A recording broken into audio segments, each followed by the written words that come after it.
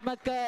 ලොෆ්ට් down රයි පාරෙල්ල කර ගන්නවා යනුව තමාට දැන් පිටෙන් වැඩියම සිදු කළ හැකි වගේ මේ දකුණාත් ප්‍රතිකරුවා පෙන්නුම් කළ පන්දු පාරක් එල්ල කළේද අබරතරග නරඹන්නදී